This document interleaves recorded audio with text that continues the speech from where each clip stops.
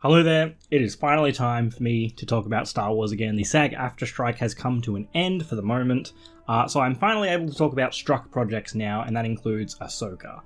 No, I didn't need to cut myself off from talking about Star Wars and TV and movies for the last few months. It was a personal choice done in solidarity with striking actors and writers, but now that it has been resolved, it is time for me to start talking about Star Wars again, namely Ahsoka. Now, to me, this show was so much fun. I had a fantastic time with this series, and it's become, honestly, one of my favorites, I think, in the Disney era. Now, it's not perfect. I definitely had issues with it, but I like to spend my time with Star Wars talking about things that I like rather than things that I don't. Now, a lot of people call this show Rebels Season 5, and I can agree with that to a certain extent, but ultimately I do think it's a bit of a disservice. Seeing Ahsoka as this incredibly guarded individual now, after all the stuff that's happened, like the fall of the Jedi Order, seeing her master become one of the worst villains the galaxy has ever seen, and then getting to watch her slowly reopen herself back up and take on the master role in tutoring a new Padawan in the form of Sabine Wren,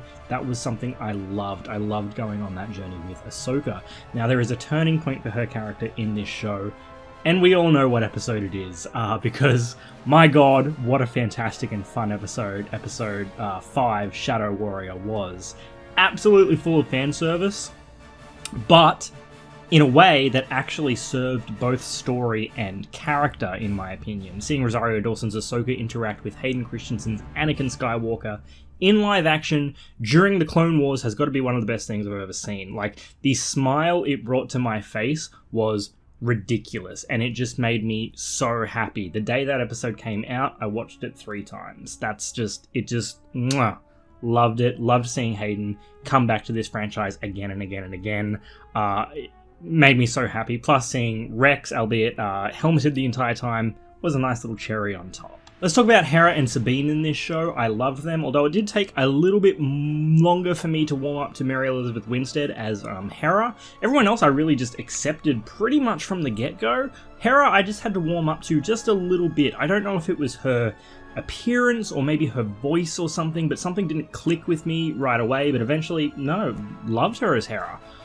Sabine was one of my favorite characters in this entire show. Not my favorite, I'll talk about that in a minute, but one of my favorites. Natasha Liu Bordizzo, I think that's how you say her name, absolutely nailed it as Sabine for me. I just loved her. I loved her introduction. I loved her style. I like how she now uses Ezra's lightsaber and her man with Mandalorian armor. It's just an insanely cool visual, seeing all the Mandalorian armor, blaster in one hand, lightsaber in the other. So damn cool. I don't care. I love her journey that she goes on in this show, becoming Ahsoka's Padawan, and the constant, hey, you're the worst Jedi I've ever seen, from Hu Yang all throughout the show. Special shout out to David Tennant as Hu Yang as well. Loved him. I've seen a lot of people unhappy that they decided to have Sabine go down the path of being a Jedi and being able to use the Force. I, for one, am not one of those people. I certainly didn't need her to be able to use the Force.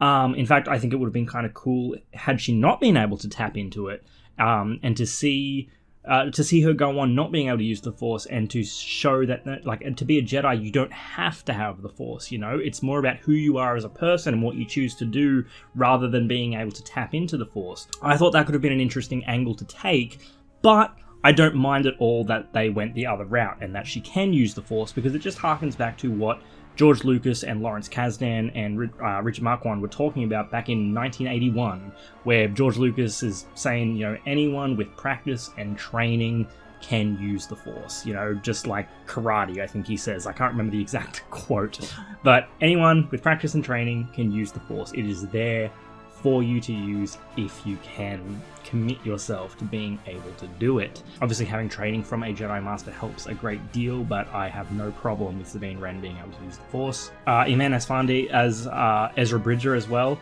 Spot on casting. Loved seeing him. I thought he was so good and so perfect. I love that he instantly, in one of the episodes, we get him putting on a Stormtrooper helmet again. It just was a great callback to Rebels. Loved seeing that. Okay, let's talk about my favorite character, or my favorite 2 characters actually. The Fallen Jedi. Baylan Skoll and Shin Hati. I'm going to repeat what I said in the YouTube short here. I don't know if I would have released it by now, but man, Baylan Skoll. What a fantastic character, and what a phenomenal performance by Ray Stevenson. It is honestly and truly heartbreaking that Ray is no longer with us, not just because the character of Baylan Skoll, who I hope has much more to explore, but because Ray Stevenson didn't get to see the overwhelming support and love for both his character and performance as Baylan Skoll. I love how, despite being a quote-unquote villain, there was an underlying tenderness and sincerity to him, as though he maybe wasn't always 100% happy with the things that he had to do, but they had to be done. And his master and apprentice dynamic with Shin Hati was so great to watch, especially when their relationship is juxtaposed with Ahsoka and Sabine Wren, and how these two master and apprentice relationships differed and played off one another and mirrored each other in some ways and were the polar opposites in others. It's so sad to see that we won't get to see Stevenson himself continue in the role. I hope the team can find a way to go forward with a recast, because I think that character had so much depth and nuance that I personally would love to see explored more. Shin Hati as well, I can't wait to see where she goes in the future. Her relationship and dynamic with Baylan was fantastic to see, as you can see their ideals and goals sort of slowly start to fork away from each other, and by the end I think Shin feels really abandoned by her master. So it'll be interesting to see where she takes herself. A lot of people seem to think that she's probably slowly going to turn back towards the light side of the Force. I'm not so sure yet. Grand Admiral Thrawn, played again by his voice actor Lars Mikkelsen. What a joy to see in live action. The only real complaint I had was that we just didn't get enough of him. Obviously it makes sense that he's only in the last few episodes, because this is what the show has been building towards, his return and his reveal, so it made sense for him not to appear in the last episodes, but I just loved seeing him back so much. I just wanted to see more. Also, special shout out to Wes Chatham from The Expanse, who was playing Captain Enoch, one of the coolest looking stormtroopers that I have ever seen. So let's talk about a few issues that I had real quick. Now, this didn't annoy me nearly as much as it did everyone else in the community, but I can still agree with it to an extent.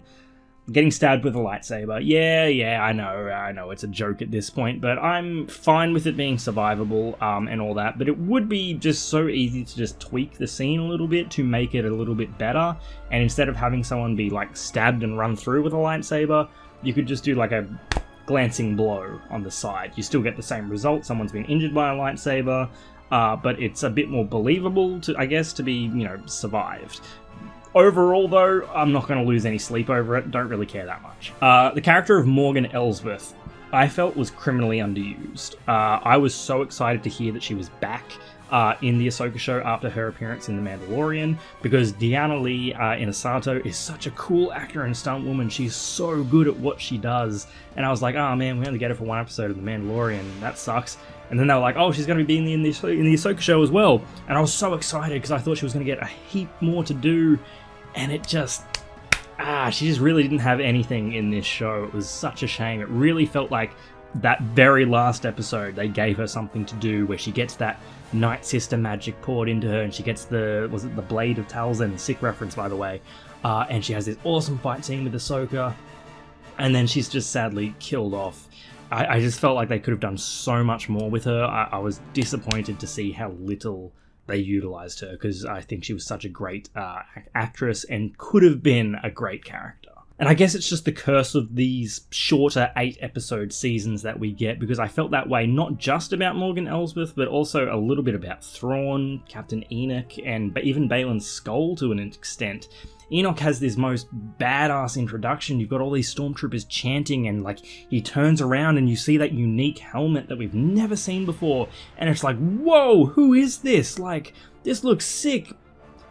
But then he doesn't really do anything for 3 episodes, He's just sort of there, not really doing much, and it's just like, he looks cool, but Thrawn as well, like I said before, I could have just used more of. I understand he has to be introduced late into the season because of he's the plot point that they have to get to. But I just would have liked more, because he hasn't done much yet. I just needed more. But the most frustrating to me was probably Baylan Skoll, because even though he was my favourite by the end of the series, and I think one of the most compelling to watch, I was ultimately just left a little bit dissatisfied, because his journey ends what feels like on a literal cliffhanger.